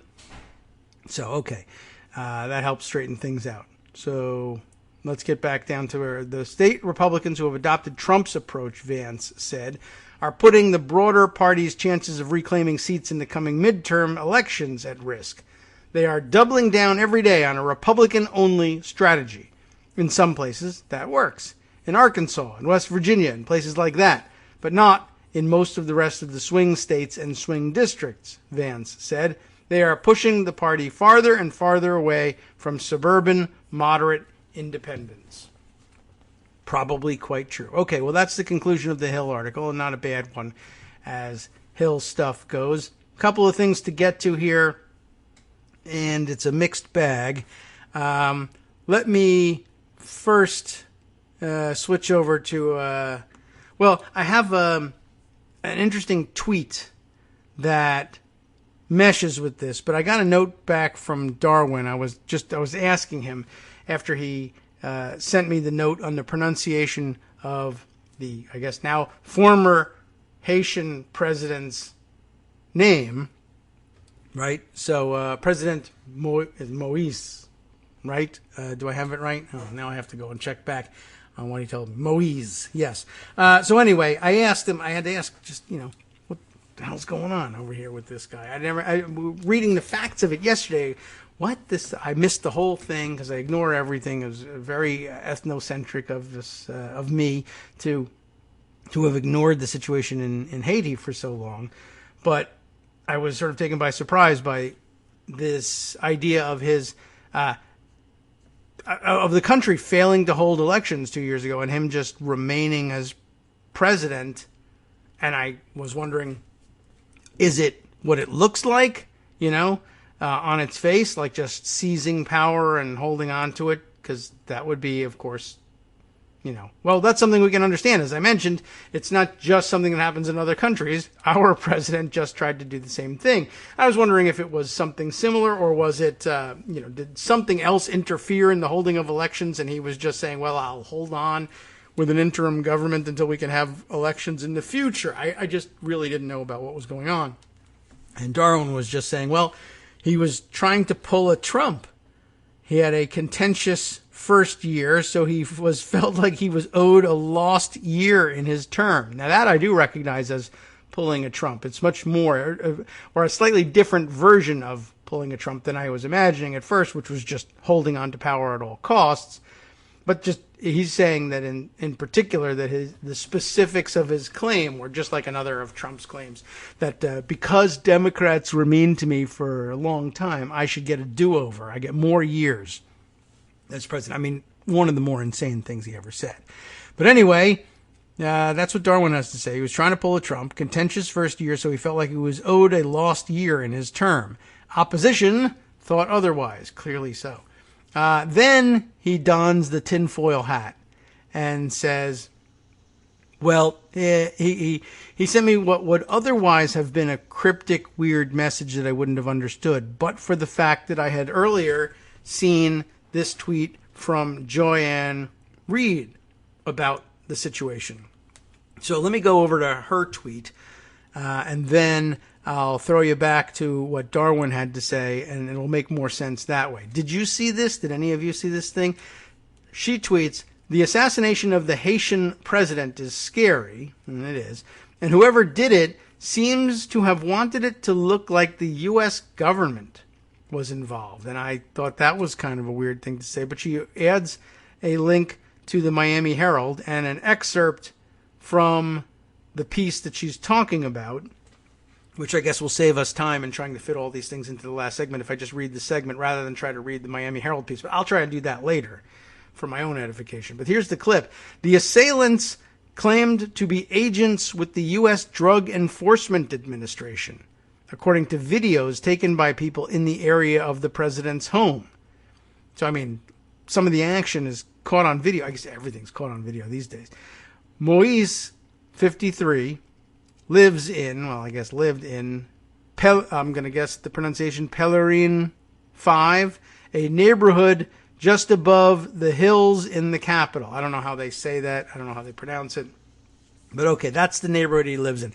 On the videos, someone with an American accent is heard yelling in English over a megaphone. DEA operation. Everybody stand down. DEA operation. Everybody back up, stand down. Very weird thing to be going on, I'm sure anywhere in Haiti, but particularly here. And I guess that was like the answer as to how they managed to get armed people into the vicinity of the Haitian president, I guess. Whether it has anything to do with trying to pin it on the United States government or not, no one is sure. But that's where Darwin's tinfoil hat message comes through. That's what he put into brackets. Tinfoil hat here. And I guess he's pondering the possibility of mercenaries possibly posing as U.S. DEA. How heavy of a lift is posed doing in this sentence? Posed as U.S. DEA. Not alone in that. A lot of the reaction to Joyanne Reed's tweet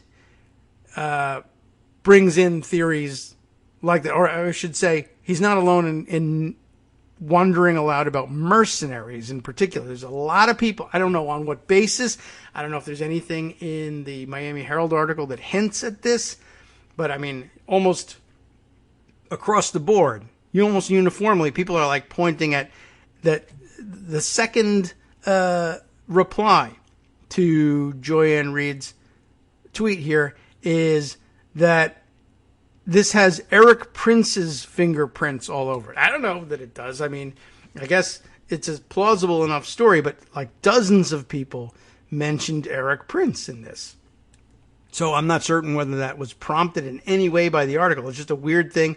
I guess we'll note for the record. We'll wait for more details on that one. Still developing story, as we were saying yesterday.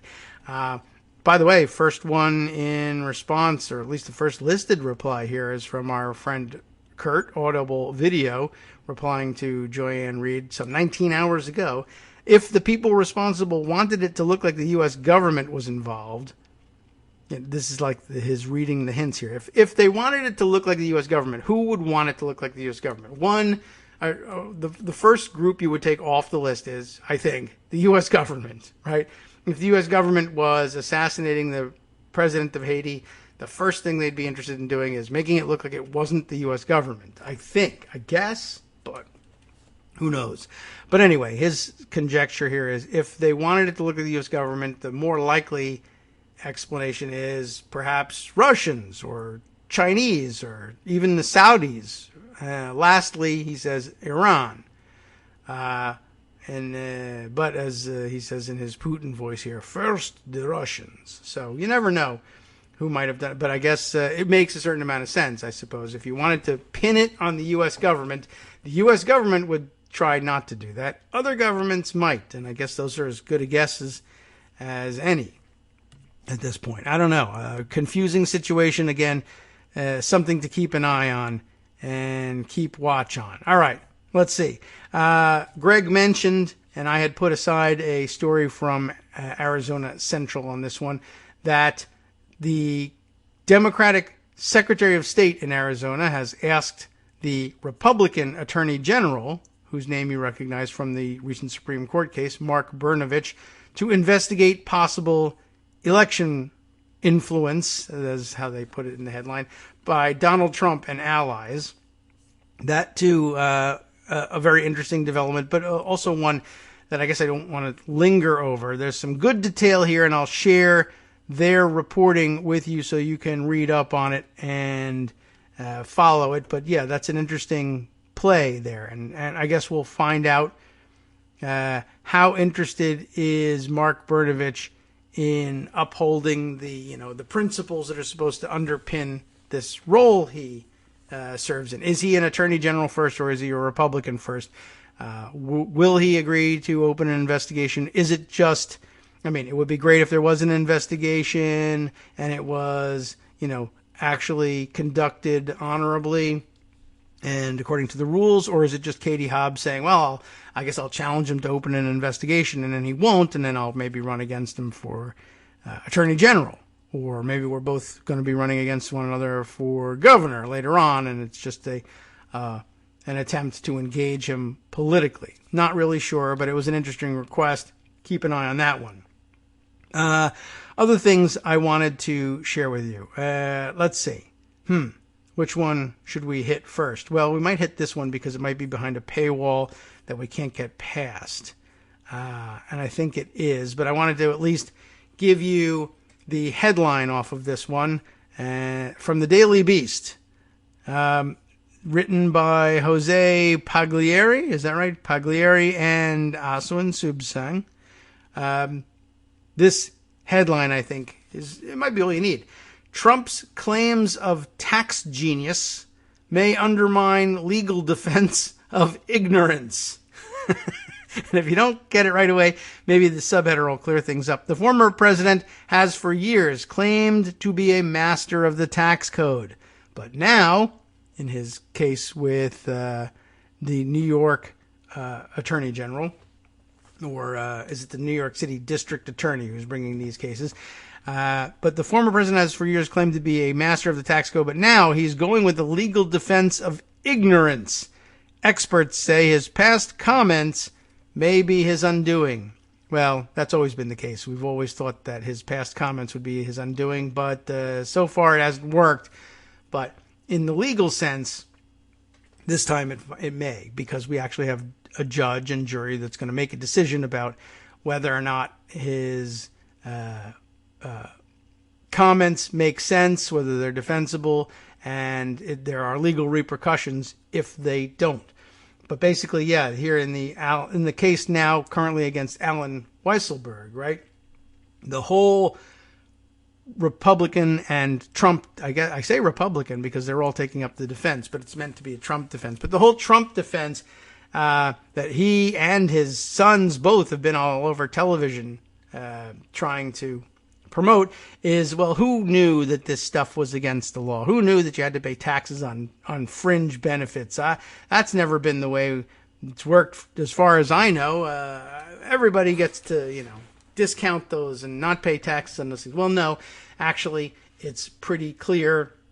And as I've said, it's like day one of tax law. The first thing they teach you in any kind of tax law class, whether you're in law school taking it or just as a CPA or just generally speaking, learning how to use QuickBooks so that you can do your taxes, whatever it is. Look, the rule is when you're calculating gross income, the government needs to know, you need to declare all income from whatever source derived. Anything that inures to your benefit monetarily or even, that has a cash value that can be figured out, has got to be figured in. If you win a prize in the sweepstakes, that's income. Doesn't matter from what source it's derived. If you sell something, obviously, that's income. If somebody pays your tax bill for you, that is the equivalent of their giving you a bunch of cash. That is income from a source, this other source, and you owe taxes on it. I know it's ironic, but it's true. And that's why your fringe benefits cost you in taxes as well. If you would ordinarily have the expense of leasing a Mercedes-Benz, but someone else pays it for you, that is income imputed to you. You've got to pay taxes on it. That's not a secret. It's not a mystery. It's not even esoteric and weird. It's just obvious truth. But they have been getting away with it for a long time, so they now think they can get away with saying that they didn't know that they had to pay taxes on. Who they're hanging a guy over not paying for his company car. I mean, who even knew you had to? That's what the kids are on, the Trump kids are on TV saying. The point they're making here is, I thought all of you were all about what geniuses you were with the tax code, that you knew it inside out. And when you get caught not paying taxes, you say, that makes me smart. I can use and manipulate the tax code. Always saying that he was a genius. And now, in order to get away with this, he's going to have to go into court saying, I don't know anything. I don't know anything about this. What is here? Faced with his indictment of his family's business empire for criminal tax fraud, Trump previewed a defense strategy of sorts over the weekend: ignorance of the law. I don't even know. Does anybody know the answer to that stuff? He shrugged on Saturday in front of adoring fans at a political rally in Sarasota, Florida. That's about all I can read under the paywall here. But that gives you a good flavor of what he's up against. And it's going to be interesting because while this, in the court of public opinion, everybody says, well, didn't he always say he was such a tax genius? Now he says he's not. Now he doesn't know anything. That may score points with the people you talk to on Twitter, but it doesn't really hurt the president. Finally, though, this will all take place in a courtroom where they can actually say, nah, that just doesn't fly. It's illogical. And I'm sorry, we're going to convict your CFO and your company. Now, when is that going to, bring personal repercussions for Trump and clap him in irons? I don't know. But at least he won't, at least it'll all be taking place in a courtroom where there's some serious jeopardy involved. Another story I want to share with you here, follow up from, I don't know, we really didn't discuss this story because a couple of weeks ago when it came out, it was just Tucker Carlson being Tucker Carlson. But you may recall that a while ago, Tucker Carlson was insisting that the NSA was spying on him. The Joe Biden NSA, is this the country you want to live in? They're spying on me. They're spying on my journalism, which is a violation of the First Amendment. There were, and Fourth Amendment too, I guess, and lots of people insisting that, maybe he has a point. You don't want the NSA prying into the affairs of journalists, et cetera, et cetera. That's an understandable position, of course. I had a feeling like, we must not be getting the whole story here. And then, of course, you get weirdos like Glenn Greenwald saying, all of these liberal journalists should be ashamed of themselves, not standing up for journalism as a profession. Obviously, they should be livid about the NSA spying on Tucker Carlson. And of course, if you're one of the people who said, well, I don't actually believe that the NSA is spying on Tucker Carlson. Oh, now you're pro-NSA and, you're taking their word for it, are you? Well, what kind of a sucker are you? It was all, stuff that had a germ of truth somewhere in it, as long as we didn't know any of the further explanation about, well, what really did go on here. And I guess, he would point out, you still really don't know what's going on here. This is just the story that's being told. Well, that's true. So all we have is the story that's now being told, and here it is. Scoop. Tucker Carlson, according to Axios, sought Putin interview at time of spying claim, reports Jonathan Swan. Does that make it clearer to you? If it doesn't, I'll give you more detail. Or I'll let Jonathan Swan give it to you. Tucker Carlson was talking to U.S.-based Kremlin intermediaries about setting up an interview with Vladimir Putin shortly before the Fox News host accused the National Security Agency of spying on him. Sources familiar with the conversations tell Axios. And then in their inimitable fashion, although it is highly imitable, actually, why it matters. These sources said U.S. government officials learned about Carlson's efforts to secure the Putin interview.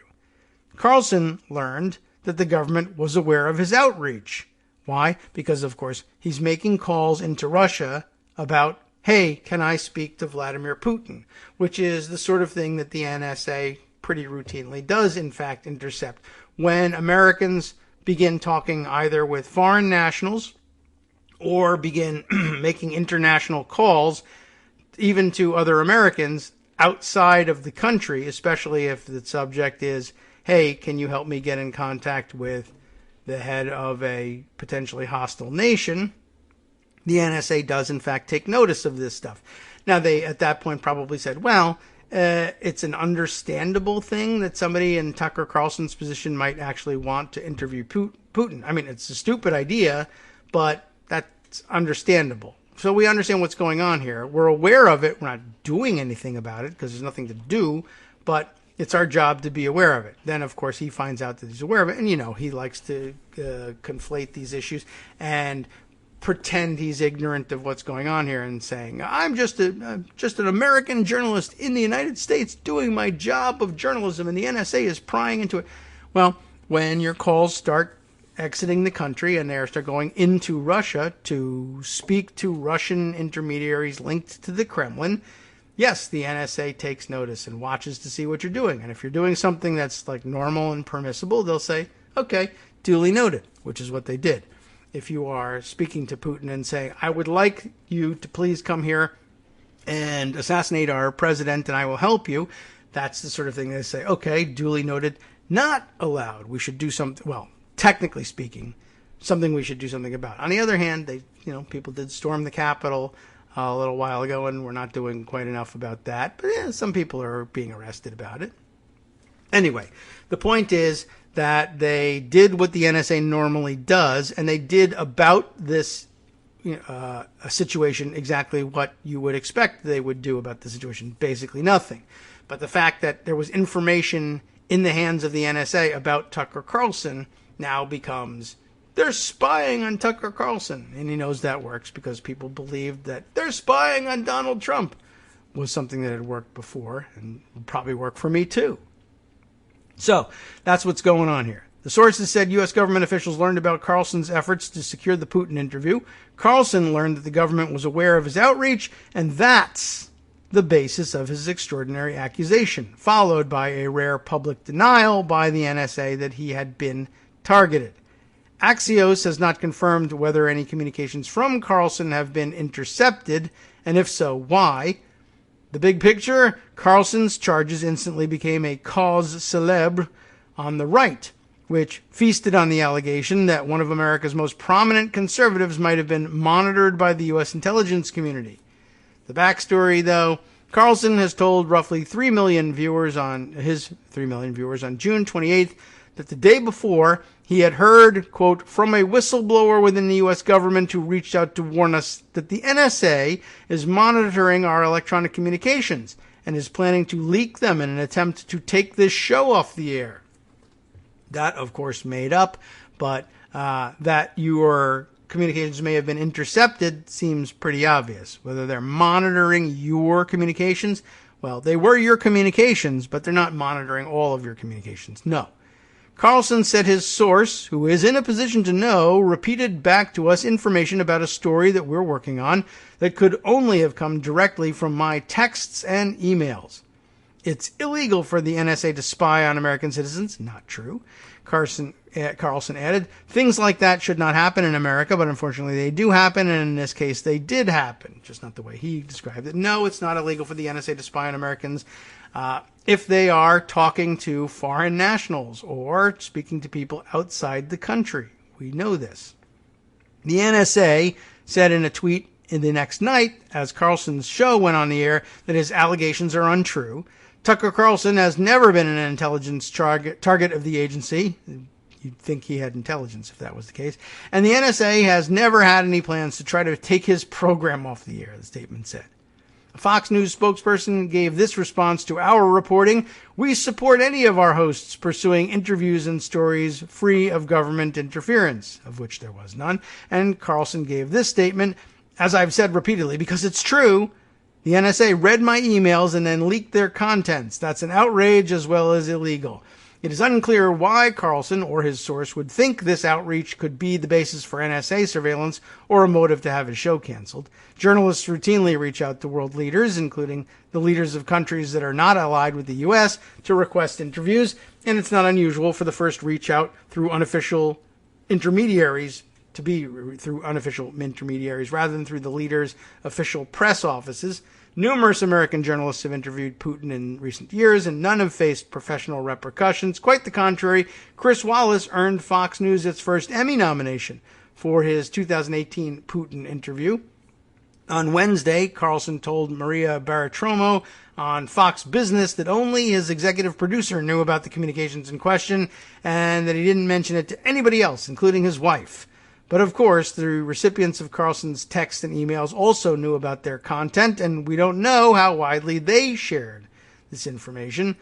But between the lines, they offer us this. The NSA's public statement didn't directly deny that any Carlson communications had been swept up by the agency. Axios submitted a request for comment to the NSA on Wednesday, asking whether the agency would also be willing to categorically deny that they intercepted any of Carlson's communications in the context of monitoring somebody he was talking to in his efforts to set up an interview with Putin. An NSA spokesperson declined to comment and referenced Axios back to the agency's earlier, carefully worded statement. In other words, the NSA is denying the targeting of Carlson, but is not denying that his communications were incidentally collected. What's next? Experts say there are several plausible scenarios, including legal scenarios, that could apply. Do we really care what all of these are? I don't know. I guess we might as well kill the rest of the show with this stuff. Let's see. The first and least likely scenario is that the U.S. government submitted a request to the FISA courts to monitor Carlson to protect national security. More plausible, that one of the people Carlson's talking to as an intermediary to help him get the interview was under surveillance themselves as a foreign agent. In that scenario, Carlson's emails or text messages would have been incidentally collected as part of monitoring that person, but Carlson's identity would have been masked. And in order to know that the texts and emails were Carlson's, a U.S. government official would likely have to request his identity be unmasked, something that's only permitted if the unmasking is necessary to understand the intelligence. In the third scenario, interceptions might not have been Carlson's communications. The U.S. government routinely monitors the communications of people in Putin's orbit who may have been discussing the details of Carlson's requests for an interview, but under this scenario, too, Carlson's identity would have been masked. So what's the story? The intrigue? Two sources familiar with Carlson's communications said his two Kremlin intermediaries live in the United States, but his sources could not confirm whether both are American citizens or whether both were on U.S. soil at the time they communicated with Carlson. That's relevant because if one of them is a foreign national and on foreign soil during the communications, the U.S. government wouldn't necessarily have to seek approval to monitor their communications. That's what we've been talking about. And all this, it's not necessarily illegal for the NSA to do this stuff. It's not great, it's not fun, but that's actually what they are entitled to do. Speaking of things that the authorities are entitled to do that maybe they shouldn't be entitled to, well, a story we can save for Friday or maybe for some of our absentee shows later on. That is interesting to me and some of you as well. Some civil forfeiture stories making their way to the top. Always a hot topic. Maybe we can get to that tomorrow. From netrootsradio.com, you have been listening to Kagro in the Morning with David Waldman. Hey, for that matter, it might show up on the West Coast Cookbook and Speakeasy with Justice Putnam next. Not certain whether that's going to be part of his collection of stories. Let's see what we've got here. Anti-Semitic rhetoric in the GOP is empowering extremist groups. It's actually a growing problem everywhere. I'm hearing more and more about it these days, just like Frederick Douglass. Gee whiz. See you tomorrow.